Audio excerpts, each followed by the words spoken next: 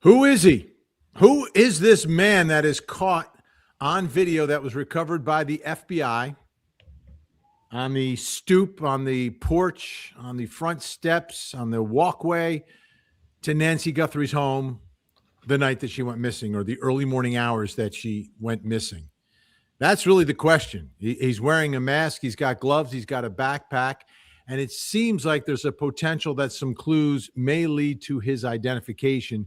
But they've got to be in full gear at this point. It seems like identifying the man behind the mask becomes job number one.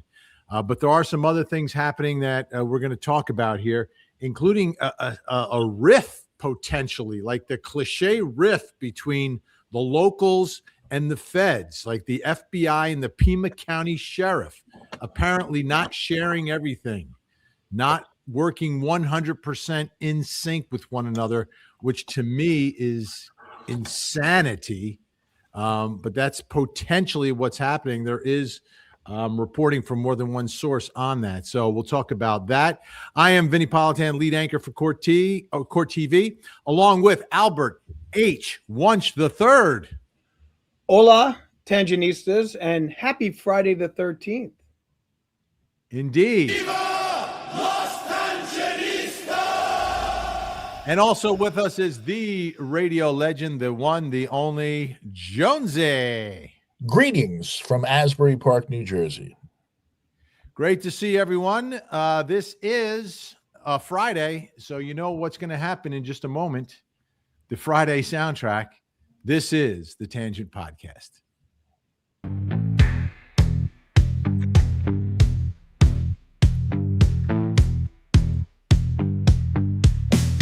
Vinny and the Tangents, True Crime Podcast.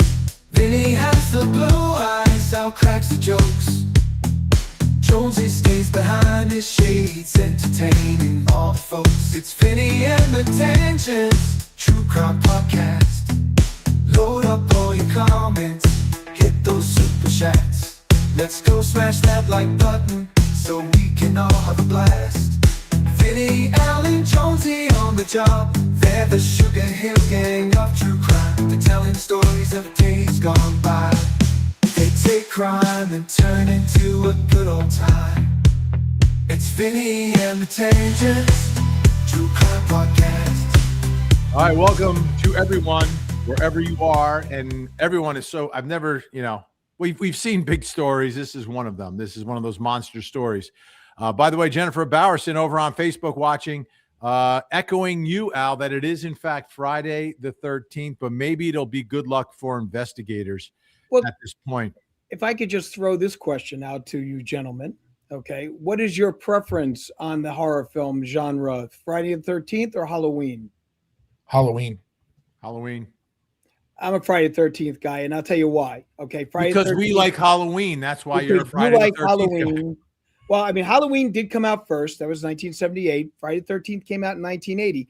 But Friday the 13th is a New Jersey film. Yeah. It was filmed in New Jersey.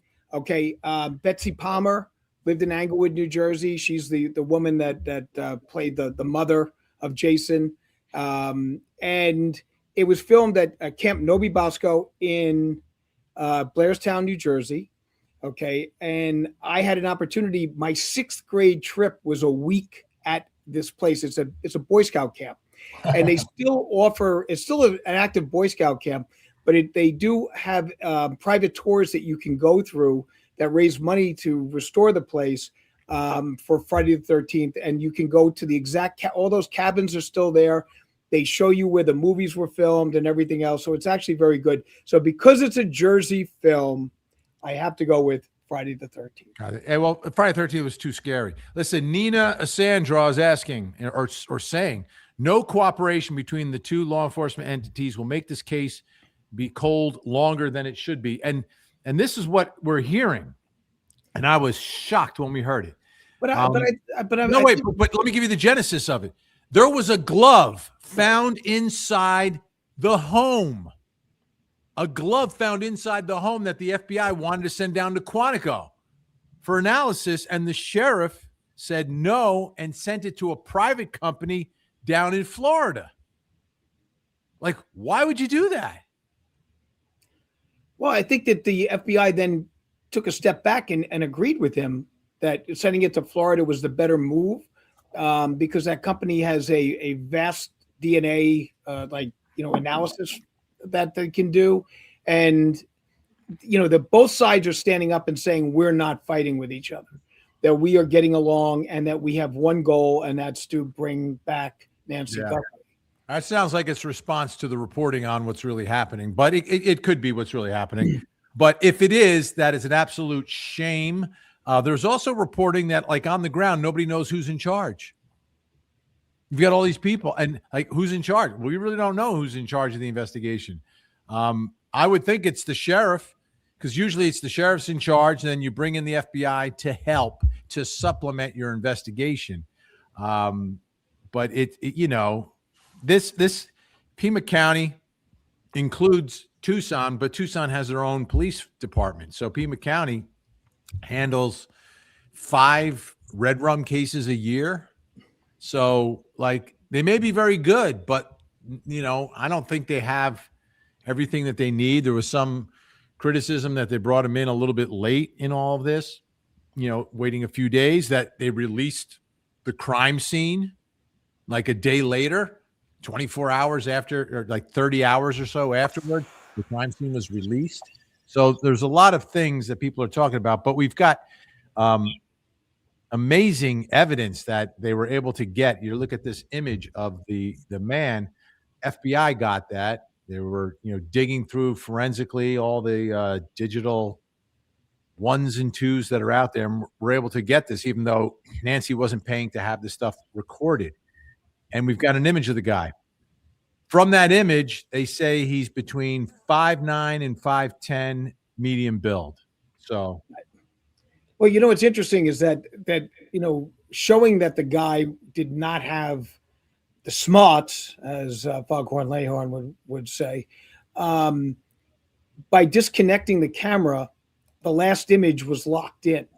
So even though she didn't have the subscription just means that it would be preserved, but the camera shuts off because the power circuit is down. So the last image in the camera was still trapped.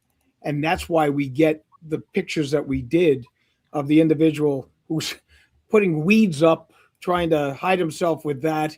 And they're trying to orchestrate, the disconnecting of this camera. So he ended up screwing himself by doing what he did.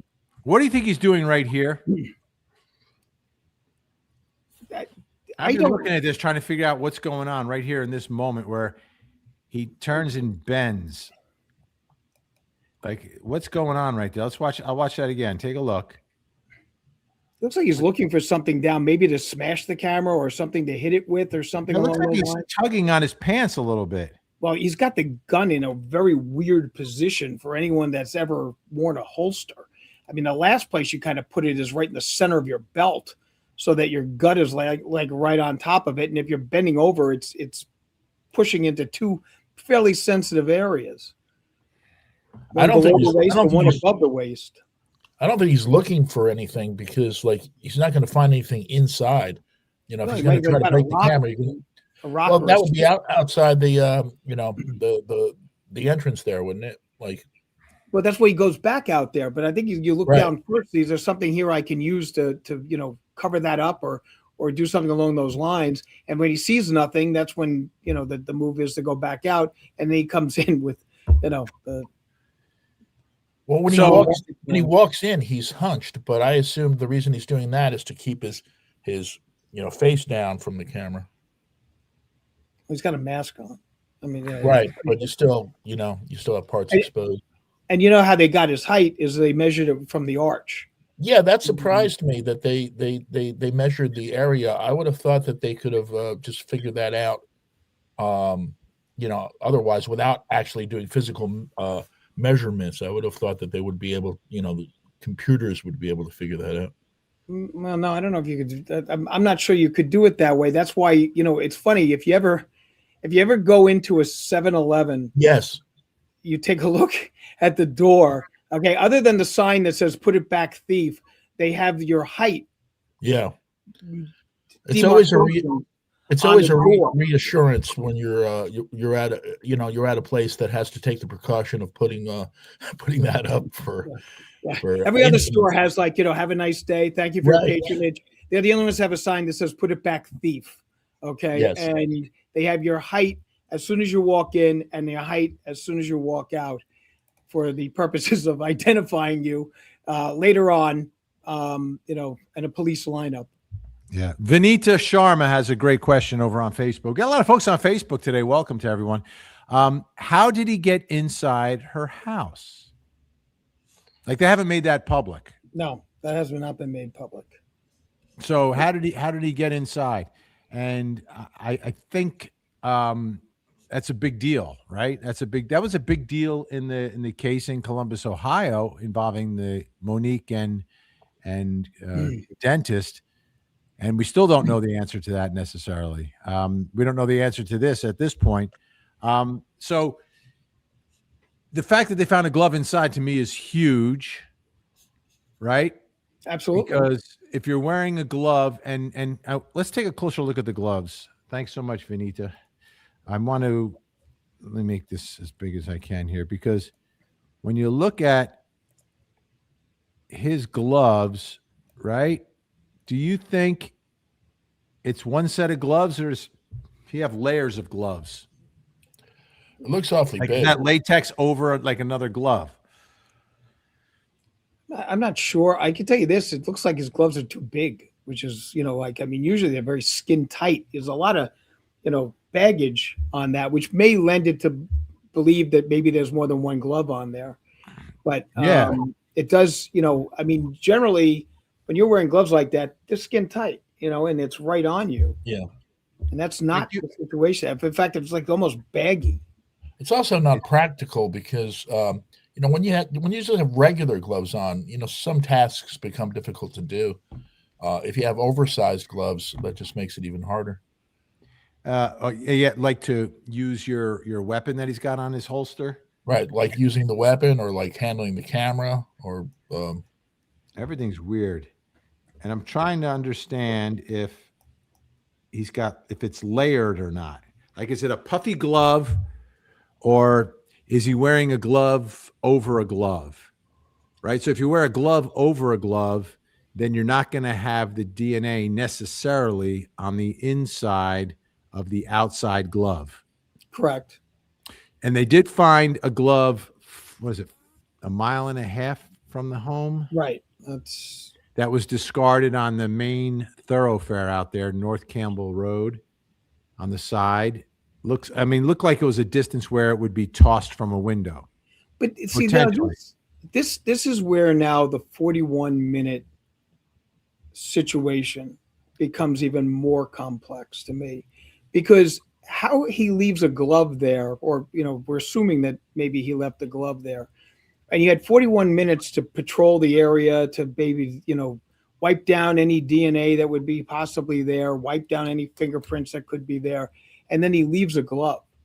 And 41 minutes demonstrates to me that obviously he wasn't in a rush, which is one of the other things you see ordinarily in these types of crimes, is a person that's in a hurry to get out of there.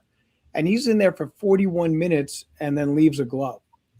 That's a very interesting, it's also 41 minutes is an eternity when you're in a situation, when you're in a dangerous situation or a volatile situation. I mean, that's a long, long time.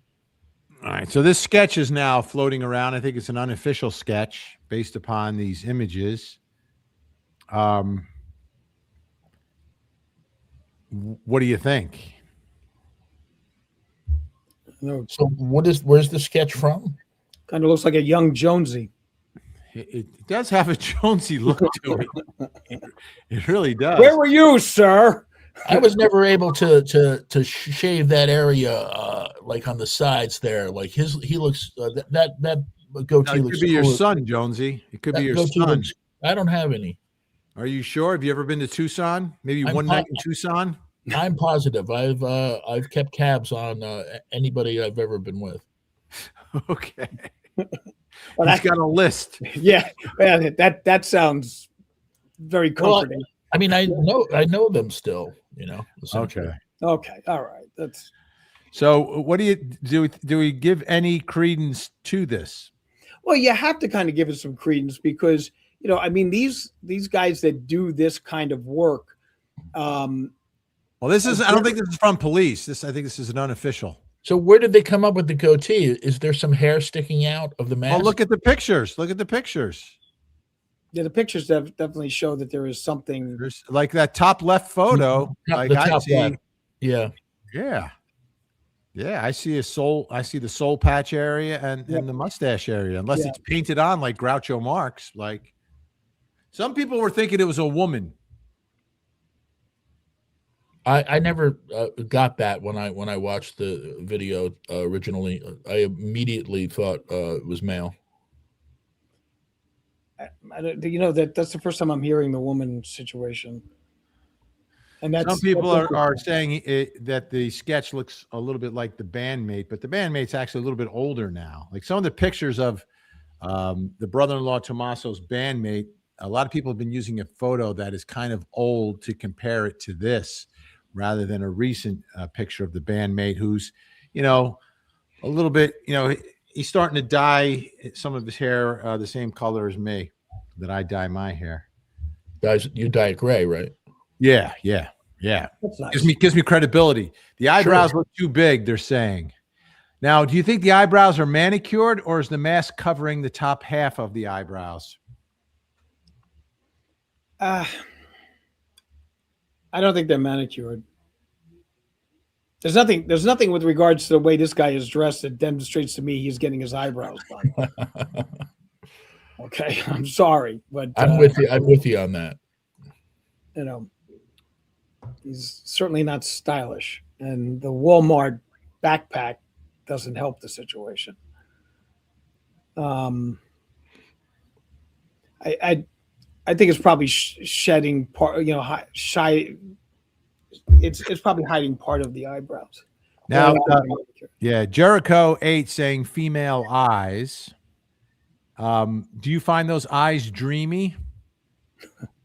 Like, to me, that's the test. Yeah, they look kind of I don't know. They don't look. I think it's the lighting, and I think maybe someone has, the dark eye and may have some full eyelashes that may throw that off a little bit. So they may have nice eyelashes, but I know I have friends with nice eyelashes who are not women. Thank you. There you go. Everybody thinks that the eyebrows are thin here. Emily Parkinson, 9523, very thin eyebrows. I don't think he's getting, but the thin eyebrows to me then would point more towards a woman, but I don't think they're thin, and because he doesn't strike. Like I said, that outfit does not equate itself to someone who's taking care of his eyebrows. Kelly McCullen says, eyes look very female, mustache looks fake. It's all capital letters. So. Could be an older Italian woman, and the mustache may not be fake. Does the mustache look fake? Like, so here's the thing with that, right? That would be like next level genius, and I don't think this person's a genius. No, the person's not a genius. Like, listen, I know I'm wearing a mask to disguise myself, but I'll put on a mustache under the mask to make them think it's a man. I don't think that person's going to go to the point of like now putting on a disguise before you put on a mask. Right. I think that's a little. I think it would be genius. I think it'd be a great idea. Yeah, but I think it would also become a skew, if that's proper terminology, when you pull a mask over it. Yeah. If you have it like adhesed. Although you know what? Here's the scenario. If it was indeed a woman, that might be the reason why she got in, banging on the door saying, "Please, I need help. I need help." A woman banging on the door. Nancy may have been a little more apt to open up the door, hearing a woman's voice. So what you're saying, oh, hearing a voice, but keeping the mask on. Right. Hearing the voice is like, hi, oh my God, my car broke down, or there's someone chasing me, or something along those lines. And I would think a person would be a little more apt at that time of night to react, with a woman knocking on the door as opposed to a guy going, I need help. Get me in. My car broke down. If a woman were knocking on my door at that hour and needed help, I'm not sure that I'd even open it. I think I might just say, I'm calling authorities. No, and you know what? That ordinarily might be the response, but she's an 84-year-old woman who hears a damsel in distress who may be willing, at that point to be trusting. I mean, that area doesn't lend itself to being an area that to me seems like, there's no fences around all these houses. Okay. And, it might be a scenario where a damsel in distress situation where she instinctively opens the door. Well, McSpunky 6.9. Great to see McSpunky. Thank you so much. Saying Betty Davis eyes. That's next level eyes. And like the Betty Davis eye signature is there's a lot of they're so wide that you see even the white underneath the pupil, right? Yeah. And I don't know if we're getting that. And maybe McSpunky is being funny. I think it's just basically the song reference, right? Yeah, because as opposed to Marty Feldman eyes. I'm not going to put those up. We don't have enough room on the screen. Great to see McSpunky today. I'll just let you know we're not doing theme songs today, but normally I would. McSpunky, thank you so much. Great to see you. So let's get back to this sketch here. Yeah, I see that these pupils are actually pretty big. But the pupils would be big because it's dark, right? So your pupils are going to get bigger. That's right. So your eyes are here we go. This is what Amy Smart is saying, and she's smart. We know Amy is smart. She's a smarty. Maxwell Smart. Indeed. Wait a minute. I got to get this in a different mode. Where is it? Oh, here we go. Hey, Vinny, the reason people said the woman because the individual's eyes looked a little feminine with dark lashes and dark inner eyelid. Okay. Could be J.D. Vance.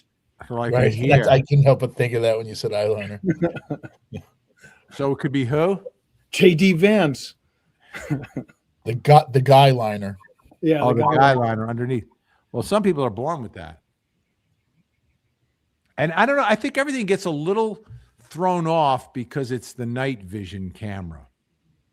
Have you ever taken a picture of yourself at night and then you sort of brighten it up and everything's a little weird in night vision? That could be part of what's going on here. But it's definitely dark. And the sketch they've made, has someone with darker skin, I think a little deeper than olive. So might not be Italian. I wonder how they decided on the part. The hair. Yeah, that's an interesting question on that. But so a 5'9", 5'10" woman obviously is a tall woman. Yeah. That's another interesting fact on that. I mean, that would be a tall. What is that? A tall glass of water? Is that what they say? That's a tall glass of water. I don't think that's a 5'10" woman. I mean, 5'10" women. There are some, but there's not a ton of them. No. Brooke Shields. Other Jersey. Right. Brooke Shields' eyebrows they were thick. So yeah, they were thick. Shields. Yep. It's definitely not her. Now that I think about it, I don't think that this person walks like a woman either. Right. Yeah. To me, the telling one is I look at this the picture here of the 4 photos, bottom left-hand corner. I think that's the best look at a man. That's a man. May have hazel eyes. Possible. But if you have dark features, you can have the dark underliner and nice dark lashes. So I think that also helps us with the age as well. That's the interesting question is the age aspect of it. That the use of the backpack, is certainly not our generation. No, we had book bags. Yeah, but I mean, like nowadays, you see even executives that are between the ages of like 25 and 40 carrying backpacks Yeah. to When go I to worked when I meetings. worked in Manhattan and would walk to work and stuff like that, I did indeed use a backpack for many years. You did? Eventually I opened it up and I realized that there was actually nothing I needed in it. You know, Did you fully strap yourself? Because anytime yeah, I have a backpack, I use it as my carry-on. yeah, When I I did, fly, I did. but I never put it fully on, like I'm walking on campus. I So just sort of one shoulder or carry it with my hand. I had I it think on both, but I would walk to work like 40 blocks, so like that would be the most comfortable way for me to wear it. I would prefer to have used an attaché case or something like that, but I felt a little goofy. I mean, it wasn't an executive or anything. I see lawyers walking in, like the 30, 35 Yeah, year all old all the lawyers time now, walking right? in with a backpack strapped onto them and walking into the courtroom with their suit. Yeah, Right. well, I And think it's probably they have their laptop. yeah, meanwhile, I'm bringing in a matched set of luggage with all the stuff I'm bringing into a courtroom. But Yeah. my associate wears a backpack. All right. So what's in his backpack? Like what's in it? Because it's jam packed. It is Well, that so full. Well, What is in it? restraints of some sort, right? obviously there'll be Blindfolds, that things like that. Think it was a tarp? Oh, I hope not. a possibility, but I think there might also be cleaning supplies. Yeah. Nefertitis F. Fajord. Change of clothing, perhaps, right? Didn't GSK get in trouble for burglary when he was a deputy?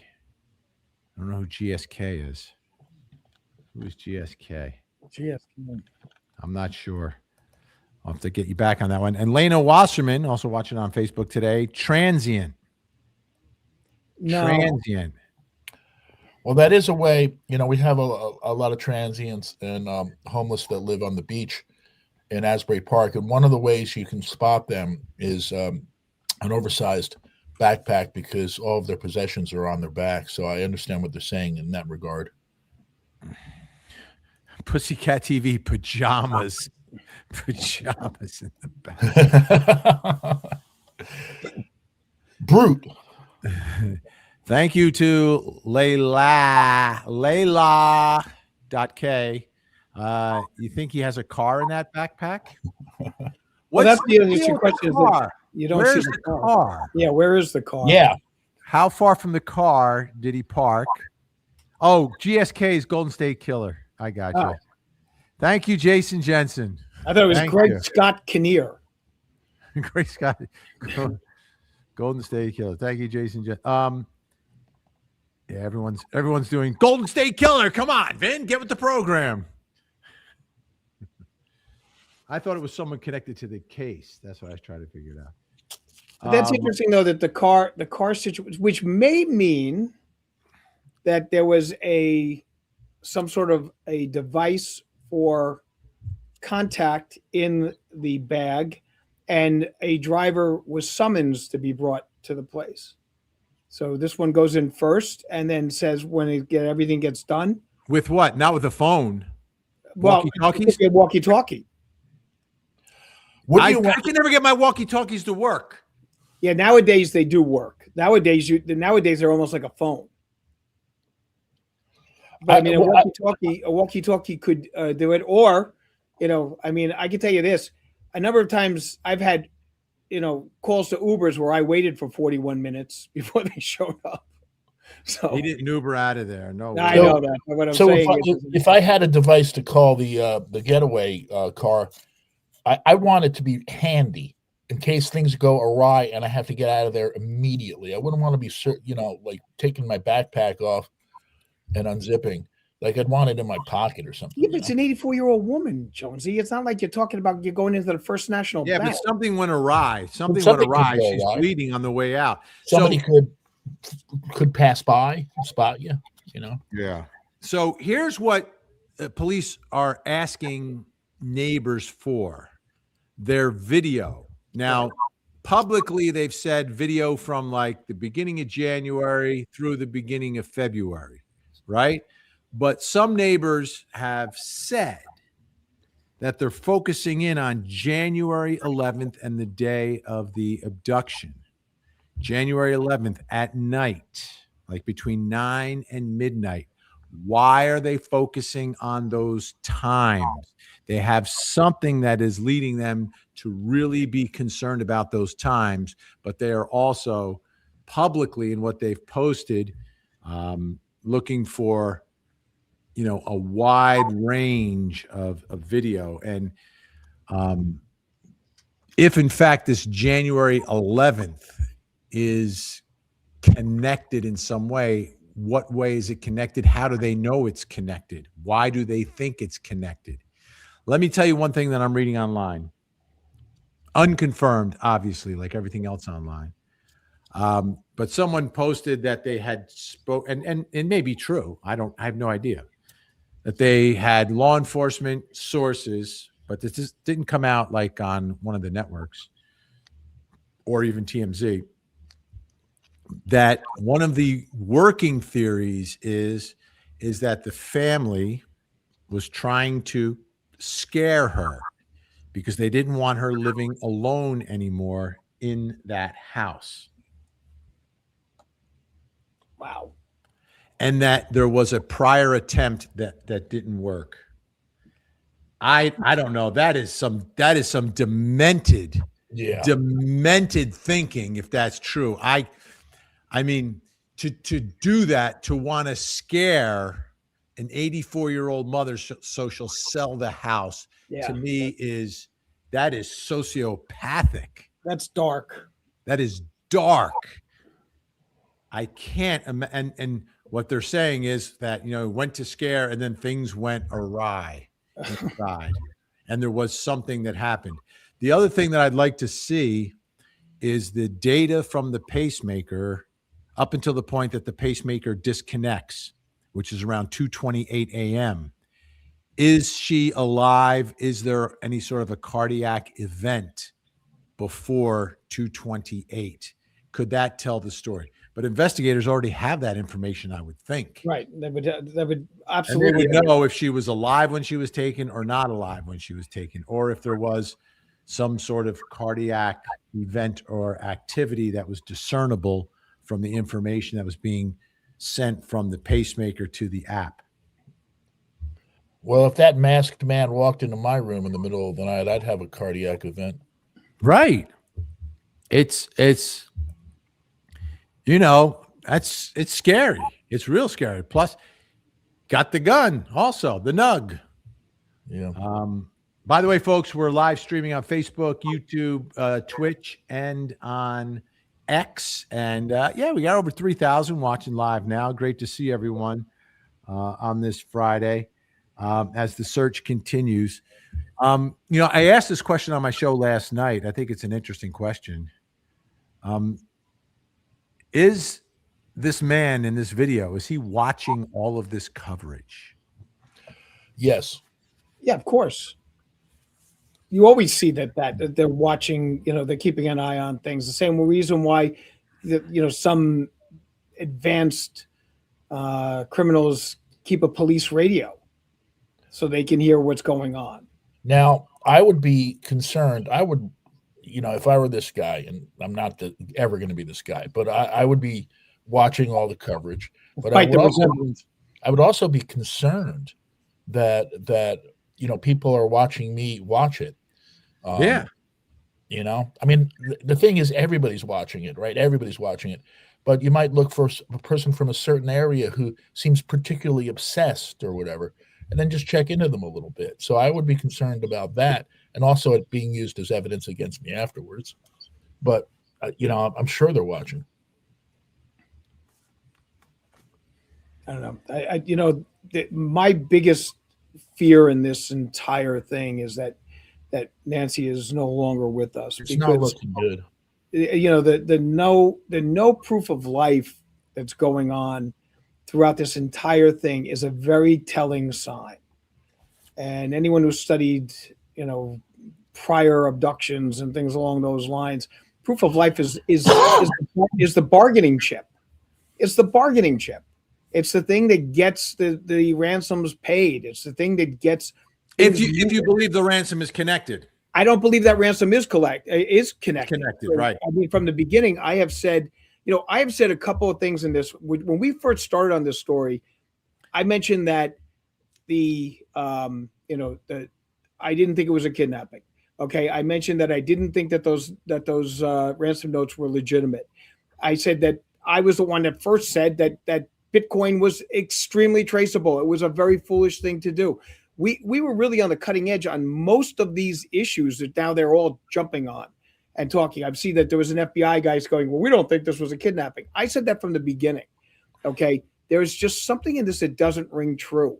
And then when the statement was given by that we will pay, I told you that it didn't seem natural and that there was a code word being used. And now all of a sudden they're going, yeah, there was a code word being used. And I said the word celebrate. And that word there, the FBI is saying, yes, that was a code word that was being used at that point in time. This case does not make any sense, but it also doesn't give me a feeling that we're going to ever see this poor woman again alive. All right. Well, I hope I'm wrong. I hope I'm wrong. But I mean, you're this man watching all this coverage. Do you think that he had any idea that it would turn into this? Because now you are the most wanted person, maybe not on the FBI's top 10, but like you are the one that the entire nation wants to see caught right now. Like you should be out of the country at this point. And he very, very well may be.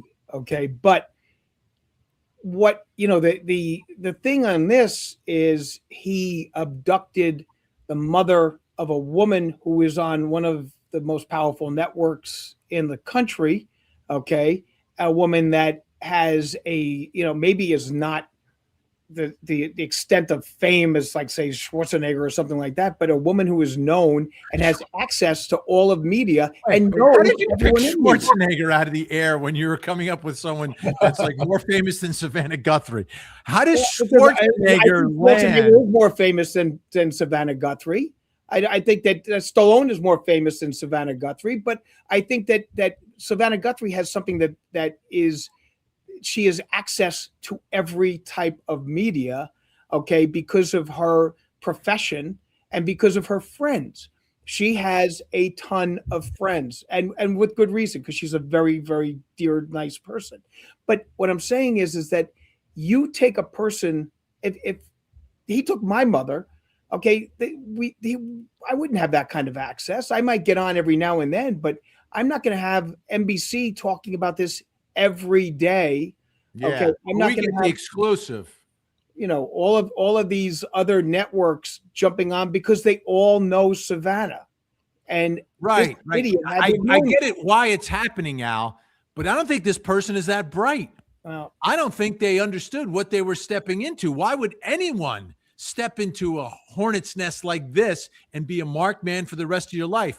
Now that it's so public, there's so much demand for justice, you cannot sleep a night for the rest of your life. For the rest of your life, you'll be looking over your shoulder. So I can't believe that this buffoon, first of all, has gotten away with it to this point, but had any idea what the reaction was going to be to this particular case. And what's happening now in the public and in all the news organizations, the talk shows, the radio shows, obviously in social media, that everyone is now spending some moments in our world that we live in every day talking about these stories and these cases. And everyone makes fun of true crime, or the people on the outside make fun of true crime. Like they look down, some people look down on it, right? Especially in the media world. Well, now they're all getting a taste of it and they understand why this is why it resonates. And the other part of it is that these are real people, these are real cases, real emotions, real tragedies, real stories, and everyone at the end of the day wants to seek real justice in all of this. So I hope it's an eye-opener for all the folks who've been looking down at the true crime world as being, whatever, those people. Like, this stuff is actually important, and it's relatable as well. I mean, everyone now is reacting in some way to, oh my goodness, my elderly parent lives alone. Have I done everything I can to keep them safe? Right. So I think that is a part of the conversation to all of this. And obviously, stories are always bigger when there are celebrities connected to it. But I don't think this person had any idea what they were stepping into. I think the level of speculation has made the true crime community look bad, because I myself am appalled at some of the things that I read that are speculation about what has happened. Some of it is just downright upsetting to read. I mean, people. In what way? In what way? In implicating people directly, or in implicating people directly. People saying things about Savannah herself. Just all sorts of stuff that, like I said last week, in news stories, I have a heart of stone, but there's just something about, we know her, and that's a part of it. But to see the speculation that's going on, some of it is just so outlandish and upsetting.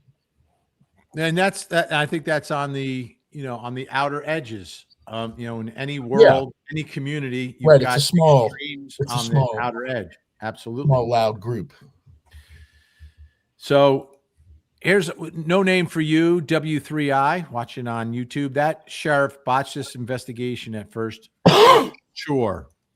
Are you in that? Are you in that boat that for sure it was botched? No, I don't think it was ever I don't think it was ever an abduction for the purposes of kidnapping. No. Did he botch the investigation? The sheriff? Did the sheriff? No, I don't think so. I think that the sheriff. Look, it's very easy to be a Monday morning quarterback with regards to what goes down when you're a small force with minimal experience in this kind of stuff. I mean, I do think that there is, that there was some issues about the investigation that were not complete. I don't say botched, but I say not complete. They didn't look on the roof. They didn't do this. They didn't do that. You see a tent going up now. When there's a tent going up, that generally means they found something that they want to preserve and they don't want it to be exposed to the elements. So that's why they have a tent going up. So it was not a complete investigation, and I don't think it was a thorough investigation. I do not believe, though, it was a botched. These are still professionals, despite maybe the fact that they don't have the kind of experience that the FBI does or someone from a more metropolitan police department would have. But I do think that it was not as complete as it should have been.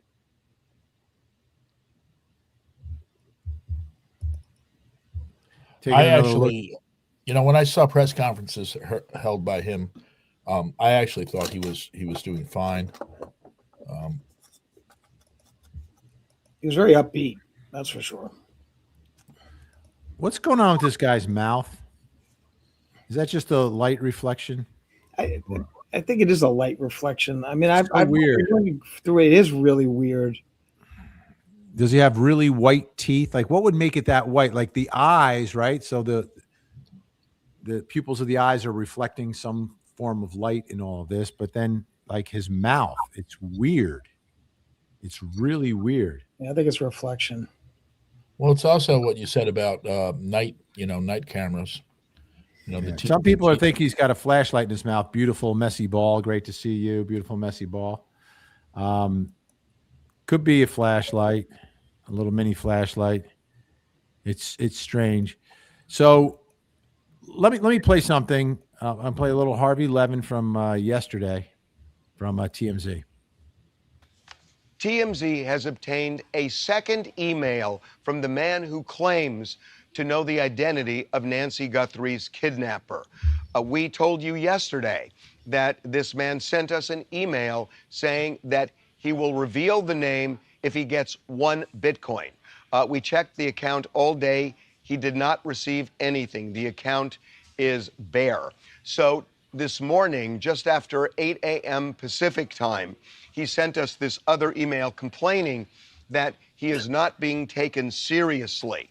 He says that he wants the Bitcoin, which is worth around $67,000, for several reasons. Number one, he says by coming forward, he will become a, as he puts it, a national rat. He also says, and this is a quote, he doesn't want to be, quote, incriminated like that guy Carlos. Remember, Carlos is the delivery man who was taken into custody a couple of days ago. Briefly, he was detained and then released. He says that he fears retaliation if he comes forward, and that he needs the Bitcoin because he's going to have to lay low after coming forward. And then he talks about a difference between yesterday and today. And we are not going to get specific about what he's talking about. It is chilling what he is insinuating here. But we have told law enforcement we're not going to get specific about that. But he makes it very clear here that this will be his second and last attempt. We have checked the Bitcoin address that he sent us. By the way, the one from yesterday and today, they are the same. And we checked the Bitcoin address just before I'm shooting this and talking to you. And again, there is nothing in that Bitcoin account, at least right now. Well, first of all, interesting. There's a $100,000 reward out right now, which is more than the $67,000 for the one Bitcoin. Okay, so I don't that destroys this guy's whole argument. If the FBI was involved, if the FBI gets this information, the man will be protected. There's no doubt about that. Okay, so I don't know where he's coming from. This is another crackpot. Yeah. I mean, it's a telephone, telegram, tell TMZ. That is the quickest way to get stuff out there. But what a stupid note. I want one Bitcoin and I'll tell you where this guy is or who this guy is. Very, very peculiar. And under the circumstances, with $100,000 already out there, it defeats everything this guy is trying to state in that stupid letter. And this thing about being a national rat is ridiculous. He'd be a national hero. Hero. He'd be a hero. He'd have a book deal. He'd be on every talk show. He'd get a radio show. Everybody else does. A podcast. You get a podcast. You get a radio show. You get a podcast. And get his own form of, Bitcoin. All right. Caius Posthumus Turinus. 1024. Thank you. Like the dog lady contaminating the scene today. Yeah, apparently there was and my friend Phil Holloway, who's there for Megyn Kelly covering this, posted that there was a picture of a lady, I think, speaking with an FBI agent from the neighborhood with her dog. And then Phil said, yeah, the dog also went to the bathroom on the crime scene. Like, it's really the craziest thing about this story, and what makes it so different, I think, for the true crime community and everyone else, is that the investigation is almost like every day is a new episode of like a show that we're watching in real time. When the FBI is searching for stuff, the members of the media, YouTube, big corporate media, everybody is following the FBI as they're doing it. Like as they found that glove, the New York Post videographer was there, like in real time, watching the collection of evidence in a case. Like this case is different on many levels, and a lot of the clues are coming from different places. Like TMZ got this image of a guy in the middle of the night with backpacks, and one looked similar to this backpack. He's been cleared, but it became part of the investigation. People were posting on my group something from like Ring doorbell cameras have like a community where they share videos with each other. And apparently, like in the middle of January, there was someone without a ski mask, but like moseying around on the front stoop of someone's house at like 2 o'clock in the morning, 2 or 3 o'clock in the morning. And there's an image of that person. So I'm sure investigators have that. There's so like the whole community is involved in the investigation now, and it's all playing out in real time. And we know that they know more than we do, but they're getting information from the public. And this is how it should work. Like in all of these, in a lot of these unsolved cases, in a very local way, right? Like not all of them are going to garner, coast to coast around the globe attention like this one. But if there is someone missing in whatever city you live in, the local news should be all over it. Their digital team should be all over it. And everyone should be involved. Everyone should be doing anything and everything they can to assist law enforcement in finding it. But sometimes these stories don't get the oxygen that they need. Ben, Well, you a lot do of communities don't. I was going to say you do a segment that is, this individual's missing, young individual kid missing or something along those lines. We don't see anything like that. We're seeing this because it's Savannah Guthrie, okay, and she has a connection to news media, and she has a connection to most of the people who are making the reports on this story, and that's why it's at this level. And you're right, it's basically a documentary film that's being done, because everywhere the FBI or the police go, there's a camera crew following them and is basically making film of everything going down. So there is going to be a number of documentaries coming out of this, or productions coming out of this. And you're right, it should be happening with other people. It does not happen.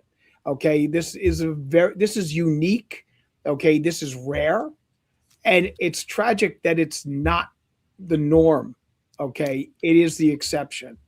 And that's because of her status as a celebrity. And I mean, albeit I see people saying that, my daughter doesn't know who Savannah Guthrie is and this one doesn't know. It doesn't matter. Channel 4 knows who she is. NBC knows who she is, okay? NBC, ABC, CBS, every one of them knows who she is. Okay, she was supposed to be dealing with the Olympics, so you would have seen her a lot more active around those times. She's involved with everything with NBC, from the lighting of a Christmas tree to the Thanksgiving Day parade. Okay, she is in the limelight, and all of these people count her as a friend. So we're seeing this kind of response. As far as the local news media is concerned, you had mentioned that they should be involved in things like this. Sadly, in a lot of communities, there isn't much local news media left, and if there is, they're skeleton staffs, and that business ain't what it used to be. That's true. But what they also don't understand is the interest in these stories and how the community wants to jump in and help. Sure. It's a chicken and an egg thing, right? Like, why is this a big story? Is this a big story because we're all covering it? Or is it a big story because everybody wants to know what's happening, right? And it's kind of a little bit of both happening here. But on those other stories, there's no public outcry for, we want to hear more about this. That's one where you have to generate the interest by covering the story, but they don't understand that because it's a stranger, it's someone you don't know. Like celebrity, it's instant, the interest. This is a great name, Blue 55. Blue 55, RAT, hoot. Very disturbing case. Hope it's solved soon. I think we're getting closer. I really do think we're getting closer. If there's any DNA anywhere on the gloves that were inside or outside, and if Nancy's DNA is on one of those gloves that was found outside, then you can connect it to the scene. They're going to check all the databases. If this person has no history, right? If this person has no history, if this is like the first time they're ever the subject of an investigation and a crime, then you're going to go to the next level like they did in Idaho 4, the genetic genealogy. Right. And that obviously takes a little bit more time to do, but they're going to get them. They're going to be able to get them. So I don't know if he knows that. I don't know if he thinks he can get away with it. I don't know if he thinks I'll just shave my mustache, I won't get caught. But and what did he do with Nancy? Like, is she being kept somewhere? Is someone else involved in watching her? If she has passed away, what do you do with her body? Has that already been taken care of? And that's the other point about, how she gets out of the house. If she was indeed deceased, it's much more difficult to get her out than if she can walk at her own strength and get out, even though she did have some health problems and some issues with regards to being able to walk more than 50 yards. But it would be able enough to get her out of the household. It's very tragic. It's very sad. And I do hope that we will get more interest in the thousands of other missing people that disappear, yearly. And because there are loved ones that are looking for them and don't have this kind of access. Right. to But, the media. and then some people take that and turn around on the media and say, why are you doing this? Why are you doing this? Why are you doing? Well, there's two things at stake, right? Like there's such incredible demand and from the public for every bit of information on this that's part of the news journey. Like news exists to inform people on things that interest them, things that are important to them. And for people, this story is important to them. People are invested in it, so the coverage continues. Don't get mad at the media. Don't get mad at Savannah Guthrie and her family because this case is getting the coverage. In some of the other cases, for whatever reason, not every story is going to be a national story. But to me, the coverage begins locally, and you've got to, if you are part of the family that is the victim, you need to be out there. You need to be making the noise. You need to be your own best advocate in the case and in the story. Vin, you had mentioned about the fact that maybe today is lucky. February 13th might, Friday the 13th may be a lucky day for us, getting information, finding her or something along those lines. Coincidentally, in this day in history, okay, Civil War to civil rights and all the revolution fights. World War I and World War II, I'll always knows who is who. It's this day in history, this day in history, history. Now let's listen to his story. All right, so we're just going to do a quick look at this day in history today, just to take a breath and exhale here. Go ahead. On this day in 1935, Bruno Hauptmann was convicted of kidnapping and red rum of the 20-month-old baby Lindbergh. Wow.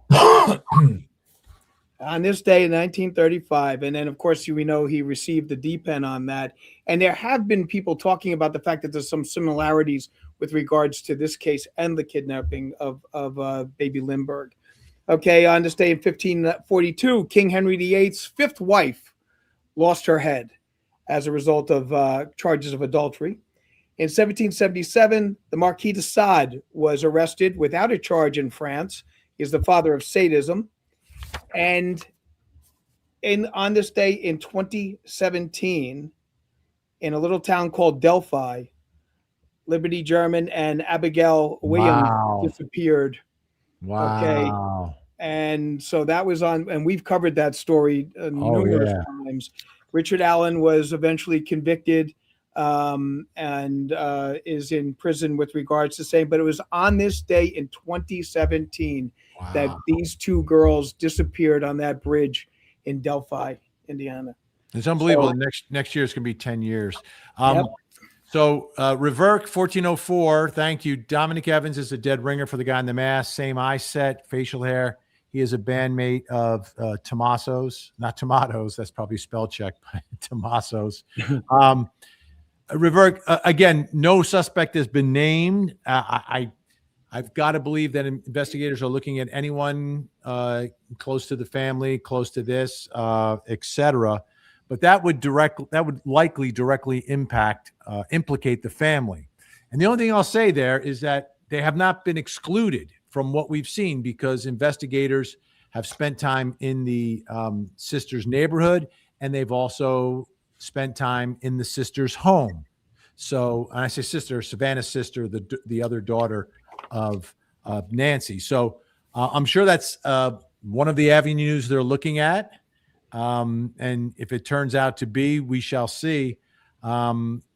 I don't know. That guy seems very petite. This person looks like they've got a little more bulk to them, unless they're wearing many layers underneath. But even the shape of the head seems to be someone that's a little more not overweight, but a little more roly poly. Where the other guy, more of a more husky. Did you say husky? Yes, a little more husky. You don't see that anymore. They used to have that at Sears. They used to have the husky section. Yeah. Yeah, my brother, when he was younger, used to have to get the husky ones, and then he didn't. And then, anyway, so we'll see. Like, no one's been named as a suspect, and I have to think that the FBI, PEMA, they have different avenues of theories that they're thinking about, but they're also just taking the evidence and seeing where it goes to. The traditional follow the evidence is so important in all of this. Gringa L, when has a ransom ever been paid without proof of life? The Lindbergh kidnapping was paid without a proof of life.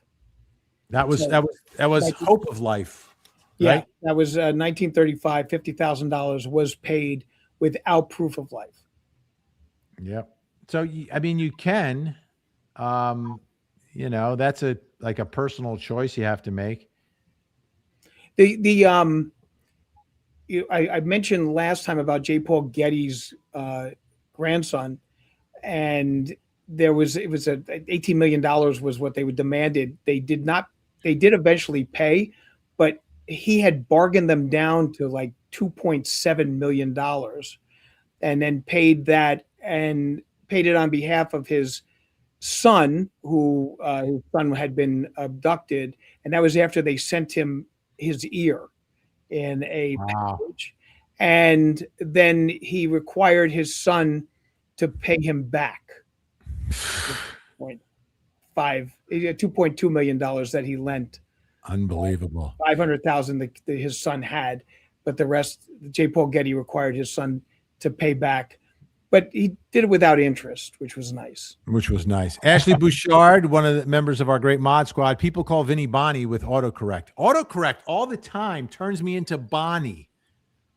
Like, why? Interesting. Why? I mean, I'm looking at the keyboard, and yes, the V and the B are next to each other. And the O and the I are next to each other. But why doesn't the technology, why doesn't AI recognize Vinny, VINNIE? Also, like autocorrect when I write about you wants you to be spelled with a Y. And they won't let me curse, man. Every time I try to put the F word in, it changes it to like something else repeatedly. You think AI would know me by now? I mean, I don't do this in public. You're broadcaster, so I don't curse in public. But when I'm writing something to somebody, sometimes I want to emphasize what I use it for, and it will change it. It doesn't want me to curse. It thinks I'm naughty. This is a great one. I.O. Columbia House. Like, that could be one of the best of all time. Could be cleared. Like 10 cents, right? Back in those days. It was like I used to do. I would order from Columbia House and RCA. For people who don't know, you would be a record club, and you get the first batch for like practically nothing. I used to commit like federal crimes as a teenager. I was like 13, and I would have packages showing up at different names in the apartment building, and just order all these records. The statute of limitations, I hope, has expired now. It has expired, Jonesy. It has. Could be cleared but not announced. Or it could be told personally. I think though, and they don't want to, and I don't think they want to publicly lock themselves into anything either, right? Depending upon unexpected twists and turns. By the way, Gen X, another member of the Mod Squad, showing everybody where you can get merch like this great allegedly hat at the Vinny Originale True Crime Merch Shop. The address is right there, folks. Got some great stuff, Tangenista stuff. We got winter caps. We've got regular baseball caps. We got a whole section of mugs, and we've got Mod Squad swag. Beautiful Mod Squad swag. I love it. All right, let's see. Some people are jumping on me because they go, well, 1935, what's the big deal? The Lindbergh kidnapping, different time, different technology, everything along those lines. I understand that, folks. Okay. But in order do you understand that? in order to be a person in history, one must be a student of history. Okay. Ah, And we learn lessons from things that happened in the past. So if Lindbergh teaches us anything, get the proof of life before you pay the ransom. It's the in other classic words, TV detective thing where the person they show the captive person, the victim, with the newspaper, that day's newspaper in front of them, so you know that they were alive on that day. Now yeah. you're correct. Now, people say, well, AI, you can do this, you can do that, you can do the other thing. That's true, but you can also basically debunk a lot of the AI photographs that come out. Yeah. So, Oh, can you? We're going to have a little competition. We're going to put up some. Is it AI or not? Well, You know- also, you could actually just ask her a question that only Nancy would know.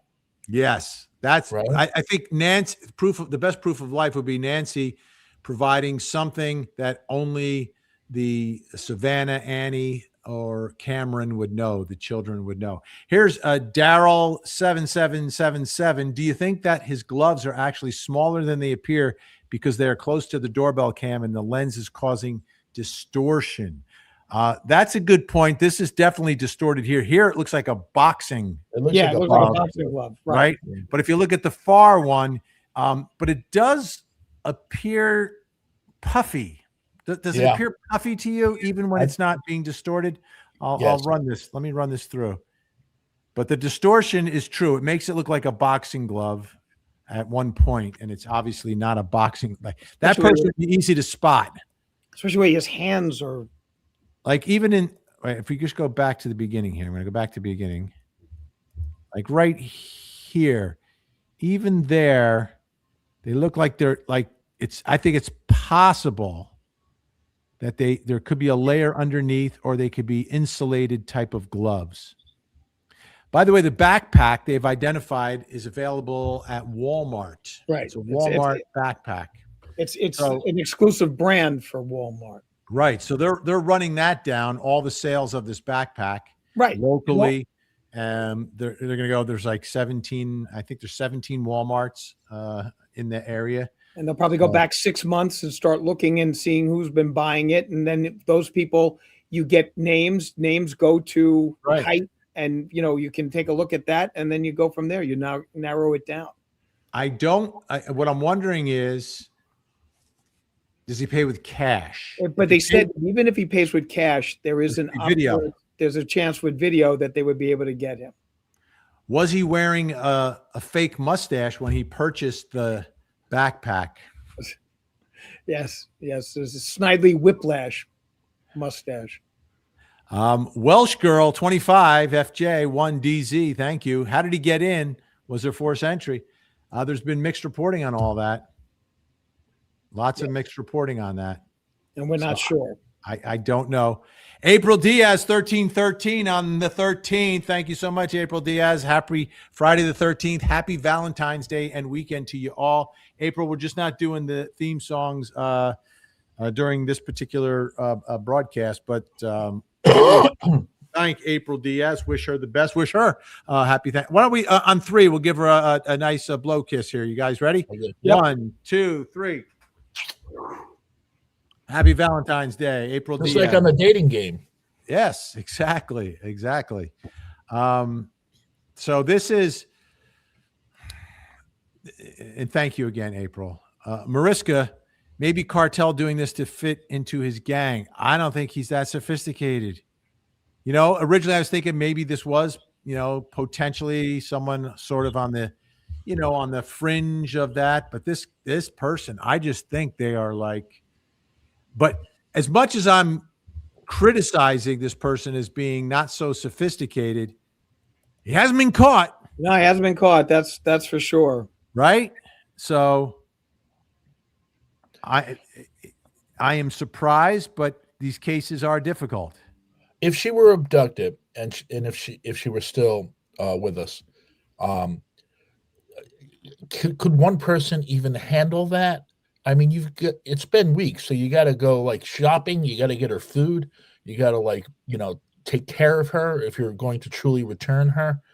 There has to be more than one involved if that's the case, I would think. Right. And I'm just looking at this guy's actions. He doesn't strike me as someone who would, if she's being held, then we're in ransom mode. We're in kidnapping mode. He doesn't seem like he would be sophisticated enough to send an email that couldn't be traced. And I don't see That's what happened. These emails were sent and they have not been traced. Right. One person was arrested. That person was traced. That person was charged. Let's put this up. Charisse UL. What do we know about the glove in the house? Thank you, Charisse UL. What do we know about the glove in the house? Nothing. The only reporting is that it went down to Florida for testing. Have you heard anything else, Al? No, I heard nothing else. And I looked to the last minute before we went on, and there was nothing that's been said about that yet. Yeah. So, I mean, this is probably a great theory right here. Okay. I like this theory. All right, let me get us in the right mode here.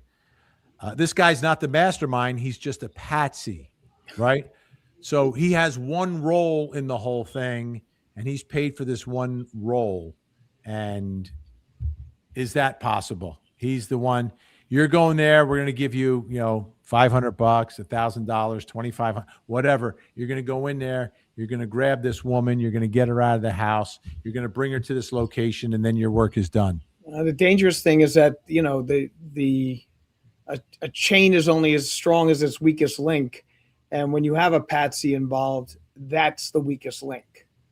So, I mean, I don't necessarily think that would be the situation. I mean, I do agree that there had to be more than one person involved in this, okay, and that so conceivably they could, the guy that's the mastermind, and this is just the guy who's the doer, but the mastermind's not smart either. If you're asking for it in Bitcoin.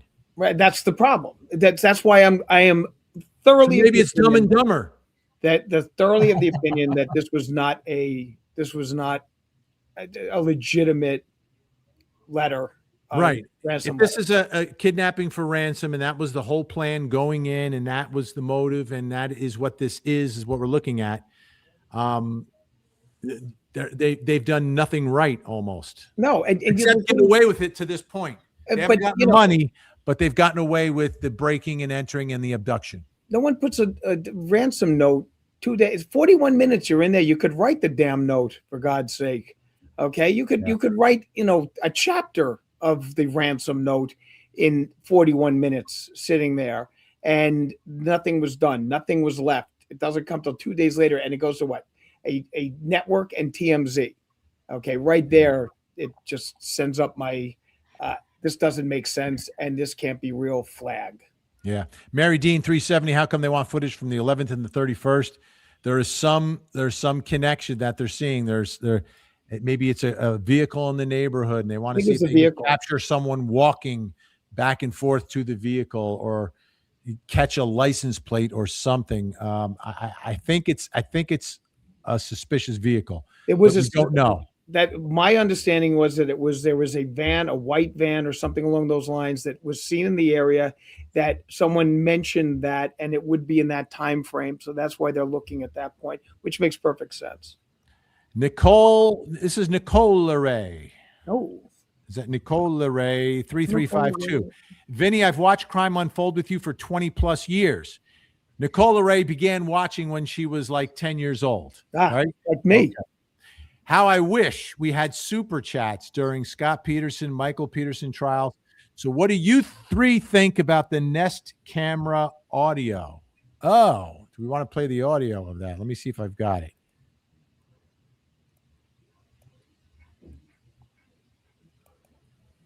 Let me see. One of these videos I have has it, so I can play it for you. But thank you, Nicole Ray 3352. Let me see if I can grab one of these. I don't know which one's going to have it. Please stand by. Please stand by. Let's try this one. Please stand up. Please stand up. That one has no audio on it. Let me try another one. Some of these images that I've grabbed may not have the audio.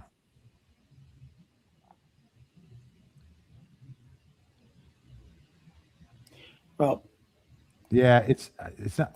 Unfortunately, Nicole Ray or Nicole Ree, Nicolere. Nicolere. We do not have that audio, so I cannot play it for the guys. I cannot Sorry. play it for the guys. I'll try one more. Let me try this one.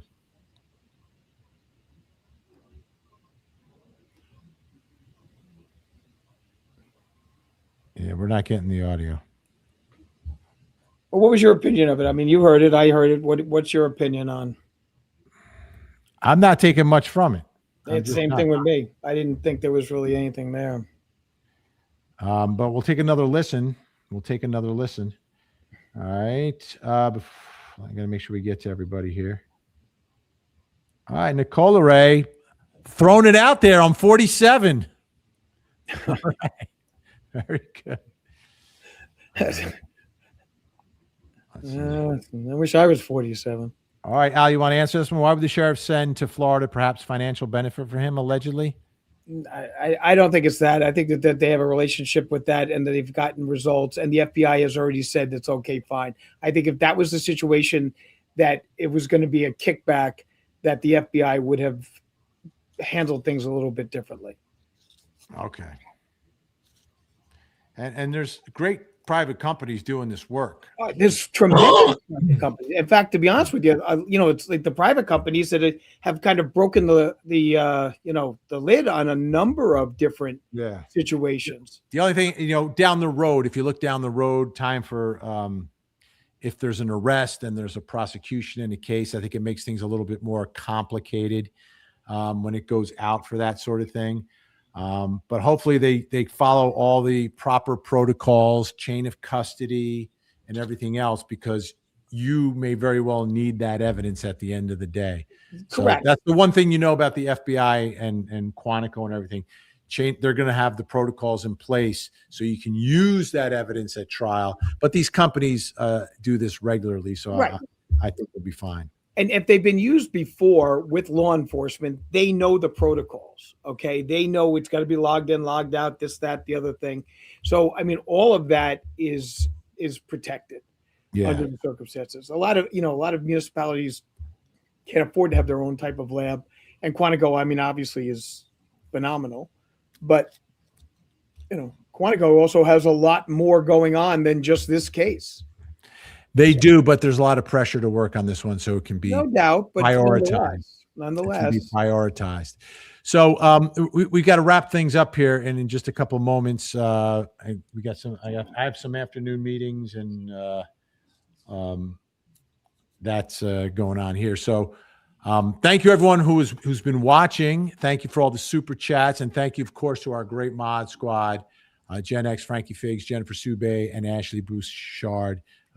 Keeping law and order in the chats. We have the nicest chatters, so that's good. Al, where can folks find you, Albert H. Wunsch III, Esquire? Present. Oh, I'm sorry. Well, I will be on Monday night, I believe, with Vinnie Politan on closing arguments from 8 to 9, where I usually am on Monday. On the 18th, I will be in Ridgewood on a book. Ridgewood where? New Jersey? New Jersey, with a interview of Andrew Yang, who's got a new book out called Hey Yang, Where's My $1,000? So it will be an interview of a man that ran for president, ran for the mayor of New York, and is involved in a number of different entrepreneurial charity organizations. So it's a book about, what's gone on since his presidential run in 2020. And other than that, I'll be watching all of this going on with the Guthrie family and keeping my fingers crossed that she comes home safely. All right. Jonesy. Hasta la vista, Los Angelistas. Indeed.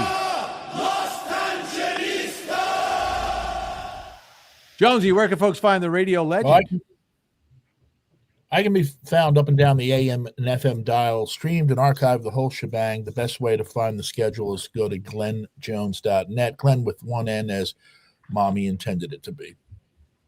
Fantastic. And, of course, you can find me on your front row seat to justice, Court TV, ladies and gentlemen, Monday through Friday, 8 to 10, 2 hours of live true crime, 2 hours of live true crime, 8 to 9 closing arguments with Vinnie Politan And then 9 to 10, the deep dive. Vinny Politan investigates. All right. So I think Ben, can I just add one thing? wait, there's more. Go ahead. One thing that I think is interesting that a lot of people are going to know with regards to this day in history. In the year 2000, the final original Peanuts comic strip by Charles M. Schulz was published one day after his death. So that was on this day in the year 2000. And I know there's got to be a lot of Snoopy fans out there. Absolutely. Yeah. Love Snoopy. Love Snoopy. I love the music. I thought they had great music in that. Sure. But that's it. Say goodnight, Jonesy. Good night, Jonesy.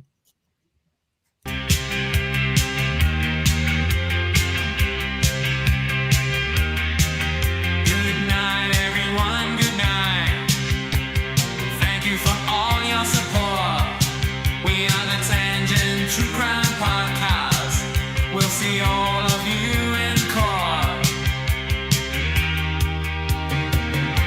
Somebody say tangent, tangent. Somebody say podcast, podcast. Tangent, tangent. Podcast, podcast.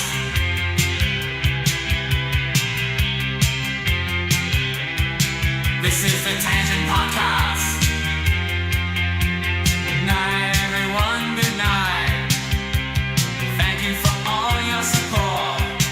We are the Tangent True Crime Podcast. We'll see you all.